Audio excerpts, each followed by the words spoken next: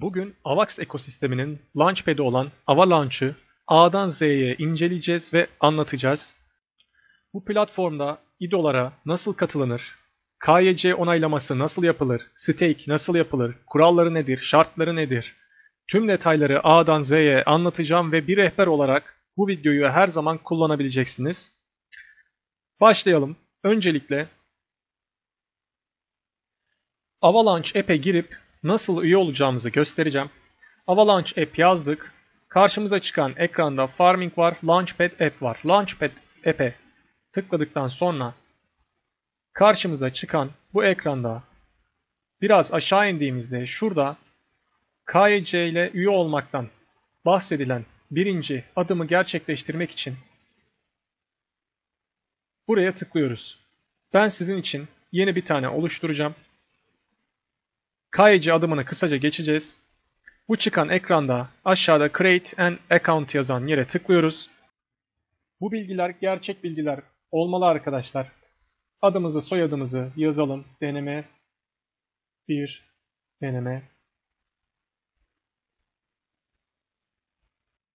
Buradan oluşturduktan sonra ben oluşturduğum az öncekini yapayım. Giriş yap diyoruz. Az önce oluşturduğumuz hesaptan sonra giriş yapıyoruz. Karşımıza bu ekran çıkıyor. Burada arkadaşlar adımız ve mailimiz yazıyor. KYC status yazan kısma geliyoruz. Buraya cüzdanımızı bağlıyoruz. Hangi cüzdanı bağlıyoruz? MetaMask cüzdanımızı bağlıyoruz ve MetaMask'te AVAX C-Chain ağına geçiş yapmış olmamız gerekiyor. AVAX C-Chain ağı nasıl yapılır? Bunu öğrenmek için YouTube'da videolar var. MetaMask'e AVAX C-Chain'i ayarladıktan sonra buraya bağlıyoruz. Buraya bağladıktan sonra bu kısımdan sonrasında telefondan işlem yapmanızı tavsiye ediyorum. Bilgisayardan yapmayın çünkü kamerası bulanık çekiyor ve onaylanmaz, reddedilir. Şu KYC Avalanche App sitesine telefondan girip tekrar şifremizle giriş yapıyoruz. Giriş yaptıktan sonra bu KYC status kısmına gelip burada cüzdanımızı bağladığımız için oradan fotoğraf çekme işlemini, kimliğimizin fotoğrafını çekiyoruz. Sonra yüzümüzün fotoğrafını çekiyoruz ve onaylanıyor. Eğer onaylanmazsa, reddedilirse videonun altında Telegram adreslerini vereceğim. Orada yöneticilere bilgi veriyorsunuz. Yöneticiler size tekrar etkinleştiriyor. Tekrar denemenize izin veriyor. Sonra onaylandıktan sonra tekrar isterseniz bilgisayardan gelin ve Verify Wallet kısmına gelin. Cüzdanınızı doğrulayın. Cüzdanı doğrulama işlemini yaptığınızda burada nasıl yapacağınızı yönlendirecek. Bu da tamamlandıktan sonra arkadaşlar şu kısma geçmenize gerek yok. Bunu validatörler yapıyor. Yani biz normal staker'ız. Eğer biz validatör olsaydık bu kısmı yapacaktık. Bu kısımla hiçbir işimiz yok. Şu üçü tamamlandıktan sonra KYC'niz yapılmıştır. Diğer işlemlere geçebilirsiniz. Bu işlemi geçtik. Burada cüzdanımızı yine bağladık. Buradan cüzdanı da bağladıktan sonra şu ikinci adımda zaten yapmıştık. Üçüncü adım stake kısmındayız. Staking kısmında buraya tıkladıktan sonra cüzdanımızda bir miktar AVAX'ın kalması lazım. Çünkü işlemlerde fee ücreti biliyorsunuz AVAX'la ödeniyor. Göstereyim. Bakın bir miktar AVAX'ım var. Ve elinizdeki X avaları, şu an bende 0 çünkü hepsi stake'de. Elinizdeki X avaları aşağı indikten sonra şurada Stake X ava yazan kısımda kaç tane X avanız varsa yazıp Deposit X ava'ya tıkladığınızda şuraya kaç adet yaptıysanız şu kısma geliyor ve stake etmiş oluyorsunuz. Bu kadar kolay. Çekme işlemi stake ettiğiniz X avaları da şu altta Withdraw X ava yazan kısımdan kaç tanesini geri çekecekseniz Withdraw deyip çekme işlemini yapıyorsunuz. Cüzdanınızın bağlı olması gerekiyor. Bunu unutmayın. Bu işlem bu kadar kolay.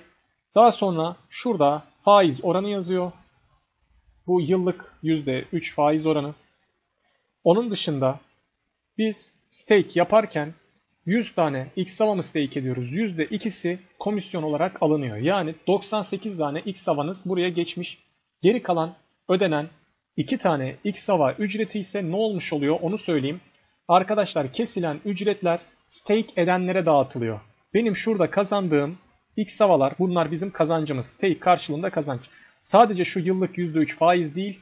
yeni girenlerin ödediği %2'lik komisyonun bize dağıtılmışından olan kazançlar bu arkadaşlar. Yani bu yüzden ne kadar uzun stake'de kalırsanız yenilerden hep gelen X havalarda bizim hesabımıza dahil olduğu için çok güzel kazançlı bir sistem. Ayrıca sürekli stake'den gir çık yapmayı engel olması adına çok güzel bir sistem ve benim de kazancımı etkilediği için ben uzun süre X havada durmak istiyorum ve bu da X havanın pek çok gelen kişinin X havayı elinde tutmak isteyeceği için fiyatının da yükselmesine sebep oluyor. Bu kazandığımız X havaları şurada Compound X hava yazan kısma tıklayarak hesabımıza ekleyebiliyoruz. Şurada stake ettiğimiz kısma ekliyoruz. Buradan gelen bir AVAX ücreti var. Bunu ödüyoruz. Ayrıca bundan da %2 kesilecek. Bunu da unutmayın. Yani diyor ki 3.98'ini yatıracağız. Geri kalan kısmını %2'sini kesip stake eden diğer arkadaşlara dağıtacağız diyor. Onayı verdik. Gördüğünüz gibi geçme işlemi tamamlandı. 500 tane stake'imiz de mevcut. Bu ekranda toplam ne kadar XAVA stake edildiğini gösteriyor. 5.28 milyon stake edilmiş toplamda. Evet, stake'imizi yaptık. İDO'ya nasıl katılacağız? Kayıt nasıl olacağız, nasıl alacağız? Onları da göstereyim. Şu anda ben bu sayfaları bir kapatayım. Şurada yukarıda Sales kısmına tıklıyoruz. Aşağı indiğimizde bakın hangisine katılacaksak. İlk Yay Games'i yaptık. Yay Games ile ilgili videolarım da var. Bunları da nasıl alındığını çektim. Takip etmek isterseniz nasıl olmuş, nasıl gerçekleşmiş videolarda görebilirsiniz. Sırada Kalao var. Arkadaşlar buna tıklıyoruz. Kayıt aşaması, kayıt tarihi geldiğinde bunu nasıl bilebiliriz kayıt tarihini? Avalanche'ın Twitter'ını veya sosyal medyalarını takip edip tarihleri öğrenebiliriz. Telegram Türkiye adresi de var. Onu da aşağıda bırakacağım. Orada da tarihler yazıyor. Şimdi üye olmaya gelmeden önce burada bir ara verelim. Virgül koyalım ve incelemeye başlayalım sistemleri. Mesela ben bir Medium makalelerine geliyorum. Kalao'nun duyurusunu. Burada tarihler yazıyor. 17'si ile 22 arası. Aşağı iniyorum. Size tarihleri göstereceğim. Kayıt olmanın açılışı 17 Eylül Cuma günü 15 UTC yani 3 eklersek saat 18'de yani 9 dakika önce başladı. Ben videoyu size çekerken açılmış oldu kayıtlar. Size kaydı gösterebilmek için bu saatte yapıyorum. Kayıt kapanış 20 Eylül Pazartesi 18 Türkiye saatiyle 18. 17'sinden 20'sine kadar kayıt olmak için rahat rahat vaktiniz var. Kayıt nedir? Nasıl yaparız? Satış açılış tarihi de var. 22 Eylül'de satışlar açılacak. Şimdi arkadaşlar 3 tane tur var. Her tur 12 saat sürecek. Acele etmeye gerek yok. Doğrulayıcı turu, validatör turudur. Bunun başlangıç günü ve saati var. 12 saat sürecek. Genel tur dediği topluluk turu. Sadece KYC onaylamasını yapmış ama stake etmemiş kişilerin katılabildiği turdur arkadaşlar. Üçüncü tur şekli topluluk staking turu. Bu da stake yapan stakerlara dağıtılan tur. Bunların sıralaması yapıldı arkadaşlar. Bunları anlatacağım birazdan. Burada fiyatlar var. Ne kadar dağıtılacak? 0.04 dolardan dağıtılacağı söyleniyor. Burada her yapılan IDO'ya göre siz de bu bilgileri bulabilirsiniz. Çeşitli bilgiler var. Şimdi arkadaşlar işin sıralama şekline geleceğim.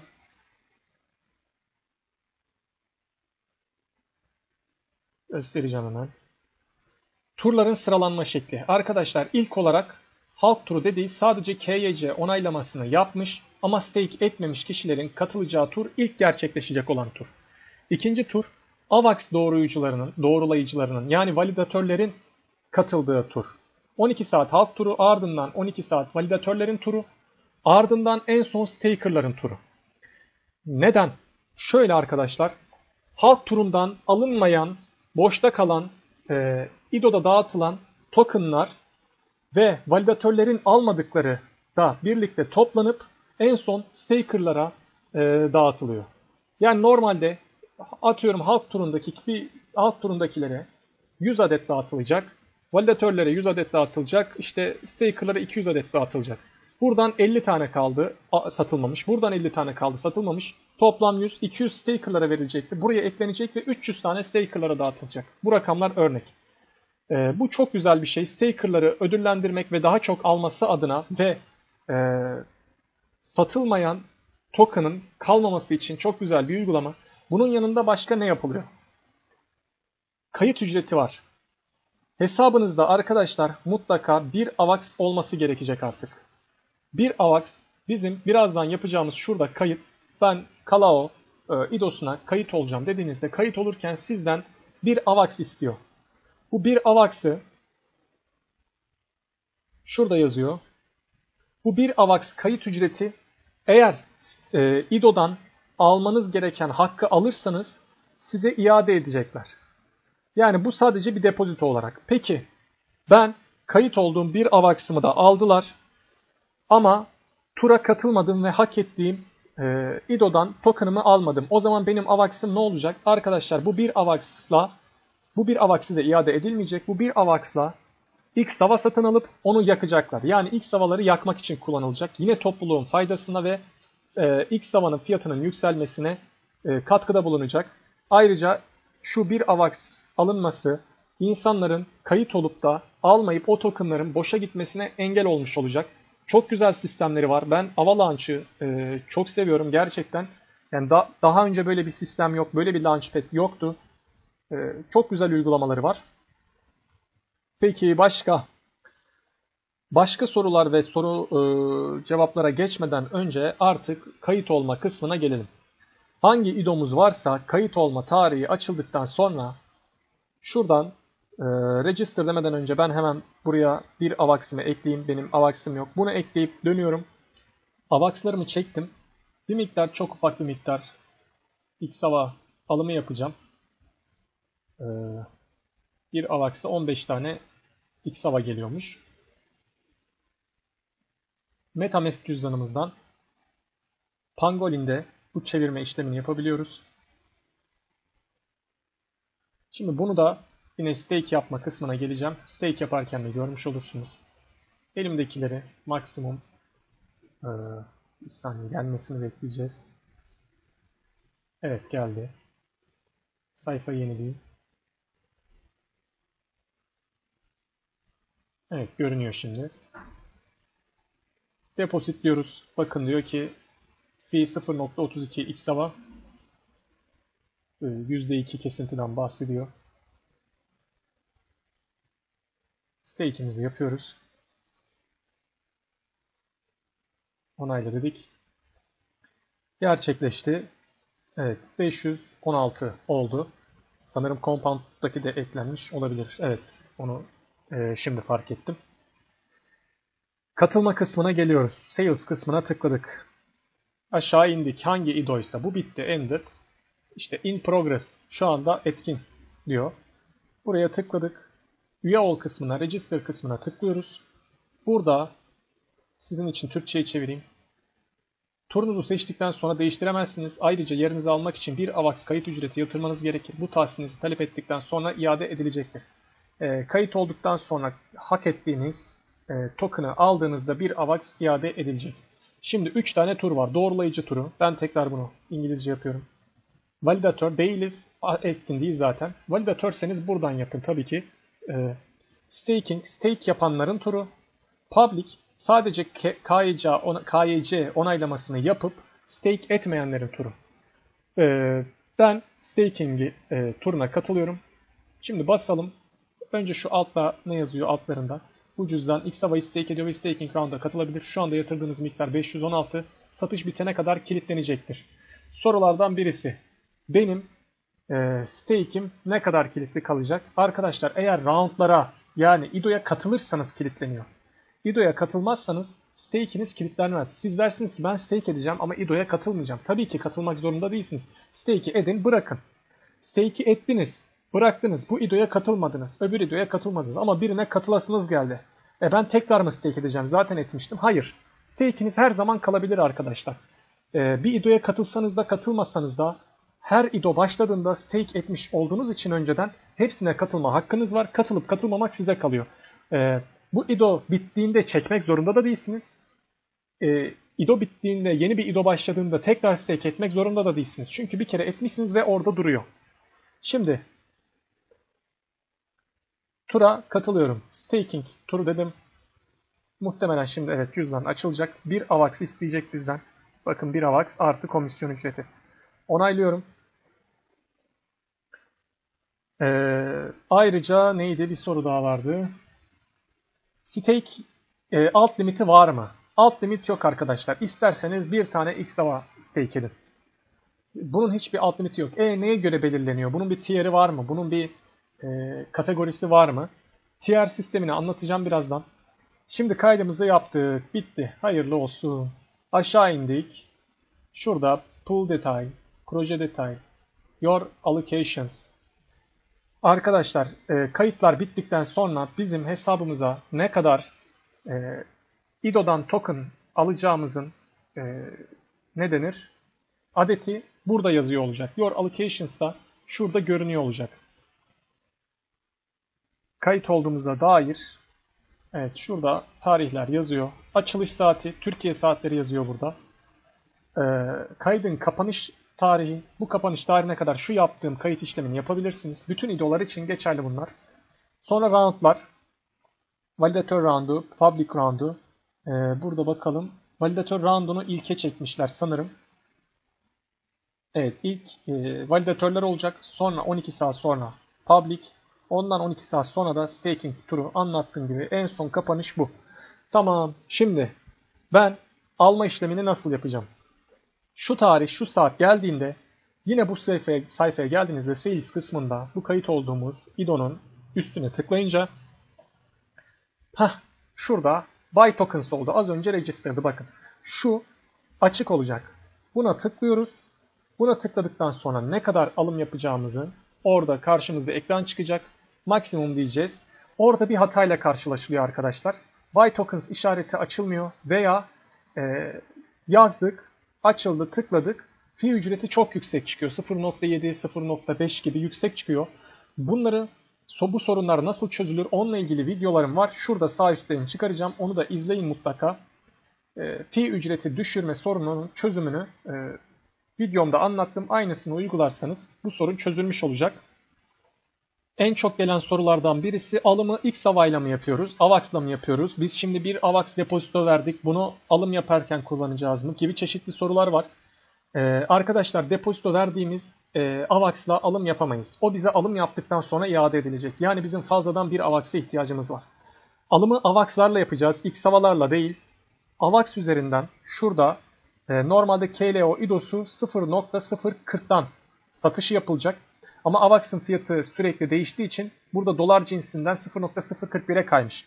Bu bizim alım yaparken alım yaparken turumuz açıldığında her yarım saatte bir 0.040'a sabitleniyor olacak. Yani sürekli 0.040'a sabitlenmiş bir AVAX değeri olacak. Biz yine 0.040 üzerinden AVAX'larımızla alacağız. Örneğin 1000 tane bize KLO verildi. 1000 tanesi ne yapıyor? 4 dolar örneğin. 4 dolarlık AVAX'ımızın olması lazım. Onun gibi biz burada buy tokens dediğimizde bir AVAX'lık alımımızı yapıyoruz ve hesabımıza geçmiş oluyor. Daha sonrasında tur bittikten sonra ödediğimiz bir AVAX depozitosu da bize yatırılmış oluyor. Ayrıca ben ne zaman alabilirim? Ne zaman alabilirim sorusu şurada. Your allocations'ta bakın benim önceden bu önceden olan değil. Bu turu. Şu an KLO'nun. Diğerini göstereyim ben size. Yay Games'te nasıl oldu? Bakın ben turumuz bitti. Şurada diyor ki allocation guaranteed. Garanti alım hakkınız 6434 yay. Şuraya tıklıyorum. Şurada ne zaman bunları hesabıma çekebileceğimin tarihi var.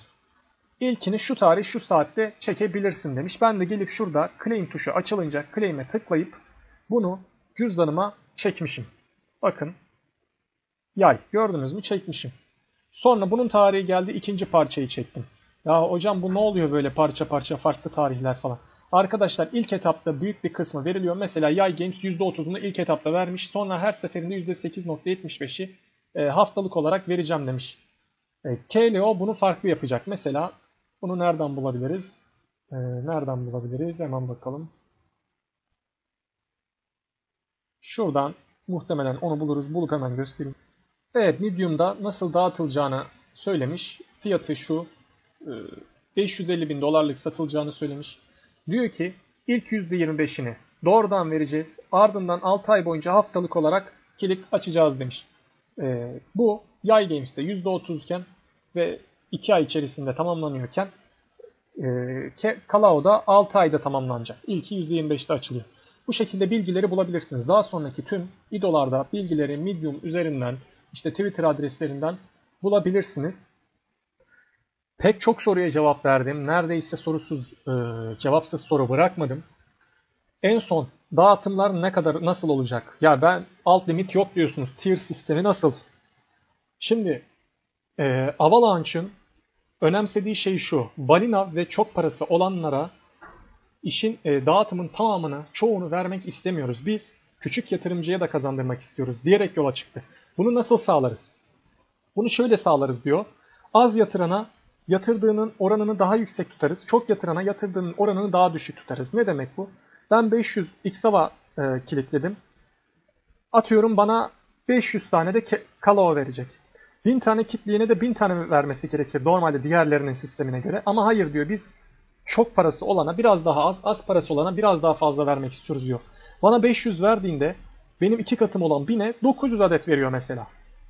Bu şekilde hadi bana da 500 değil o zaman ona 900 veriyorsa bana da 550 vermiş oluyor.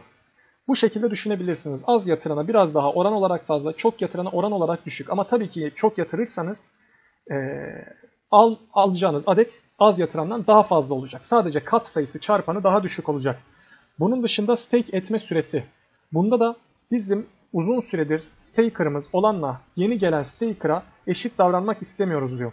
Adil davranmak istiyoruz diyor. Bu yüzden ne kadar uzun süre stake'de tutarsanız bu da çarpanınıza ekleniyor. Ben ilk stake yapan kişilerden biriyim. İlk günün ilk tarihi 10 dakika sonrasında stake yaptım mesela. O da video çekerek anlattığım için 10 dakika geç stake yaptım. Yoksa direkt ben saniyesinde de yapardım. Ben ilk gün stake eden birisi olduğum için 500 az önceki hesaplamamızda 550 Kalao gelecekti ya. Bana 600 Kalao gelecek mesela. Bugün giren 500 adette giren kişiye 550 değil 510 adet gelecek mesela. Bunun gibi bir sistemleri var. Tüm bu sistemler balinaları uzak tutup küçük yatırımcıya daha çok kazanç vermesini sağlıyor. O yüzden Avalanche pek çok açıdan çok iyi. Ayrıca bu yıl sonuna kadar kendi fikrimi söylüyorum. XAVA fiyatının 15 doları geçeceğini düşünüyorum, şahsi fikrim. Arkadaşlar video 30 dakikayı buluyor neredeyse. Daha pek çok soru olabilir. İsterseniz anlatmaya devam edebilirim. Bir bakayım ben yine Telegram sayfasında ne sorular var. Ona göre eğer bir soru kalmamışsa devam etmeyiz. Çok güzel bir noktaya denk geleceğiz şimdi. Bir soru daha var. Alım hakkı saatiniz geldiğinde, gösterelim tekrar o kısmı. Roundumuz açıldı sabah 10'da. Ben hemen 10.00'da almazsam hakkımı kaybeder miyim? Veya ilk gelen daha çok alabilir mi? Ben saat 10'da değil akşam alırsam bir kaybım olur mu? Arkadaşlar Avalanche'ın diğer bir güzel sistemi size garanti bir alım hakkını veriyor. Siz saatiniz bitene kadar o alım hakkınız devam ediyor olur. Kimse ilk gelen ilk alır mantığıyla burada alım yapamıyor. Sana 1000 adet tahsis edilmişse sen 1000 adet alabilirsin. Başkasına 500 ise 500 alabilir. Yani bunu kaybetmek, kaçırmak gibi bir şansın yok. Sadece saatin dolana kadar alım yaptığın sürece, saatin dolana kadar alım hakkın saklı kalır. Kimse de onu bitiremez. Şu rahatça 12 saat aralığında istediğiniz zaman girip alın. Bu kadar yeter arkadaşlar. Başka sorularınız varsa aşağıda Telegram kanalından veya Twitter'dan veya yorumlar kısmından yazarak sorabilirsiniz. Elimden geldiğince cevap veririm. Beni de Twitter'dan takip edebilirsiniz. Kendinize iyi bakın. Bu videoyu da bilmeyen arkadaşlarınızla paylaşabilirsiniz.